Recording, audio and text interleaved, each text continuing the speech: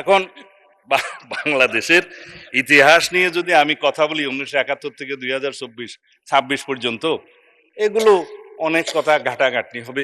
অনুরোধ করেছেন আমরা যেন ওইদিকে না যাই। আমি বিস্তারিতভাবে বলবো না, সম্মত হয়েছি। কিছু কথা রেকর্ডে না রাখলেই নয়। সেজন্য স্পিকার, আমি কি এখানে কাউকে জাতীয় বেঈমান বলতে পারি? এটা অসাংবিধানিক হবে। হ্যাঁ, ঠিক আছে।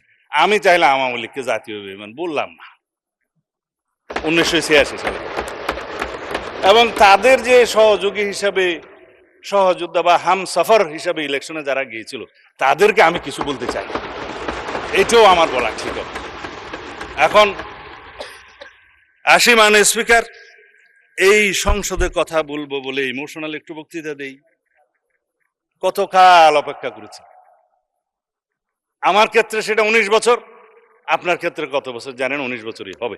মাঝখানে এই সময়গুলোর মধ্যে কত পানি গড়িয়ে গেছে স্পিকার, কত সংগ্রাম, কত ত্যাগ, কত রক্তদান, গুম খুন।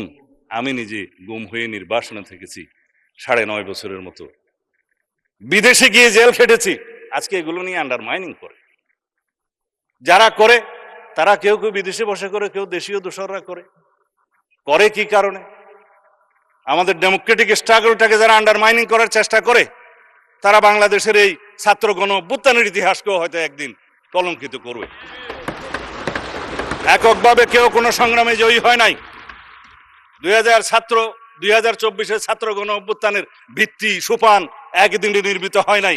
আমরা জানি এই গণতান্ত্রিক সংগ্রামে আমরা বলা হয় যে মুক্তির মন্দিরে সোপানতলে কত প্রাণ হলো বলিদান লেখা আছে অশ্রু জলে।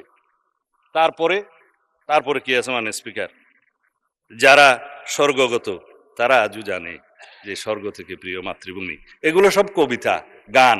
আমি হয়তো ঠিকভাবে বলতে পারছি না, বাট ইমোশনালি এই কথাগুলো বলতে হচ্ছে এই কারণে, যারা গুম হয়ে আজও ঘরে ফিরেনি, তাদের জন্য অপেক্ষা করছে ইলিয়াসের সন্তানেরা।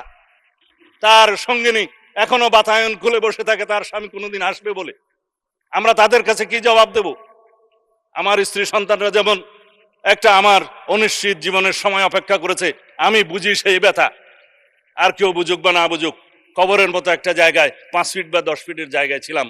আমাদের এখানে আরো অনেক সহপাঠী আছে, সহকর্মী আছে, ব্যারিস্টার আরমান আছে, আর অনেকে আছে যারা সেই গুমের শিকার হয়েছে, যারা ফাঁসির কাস্টে ছিল।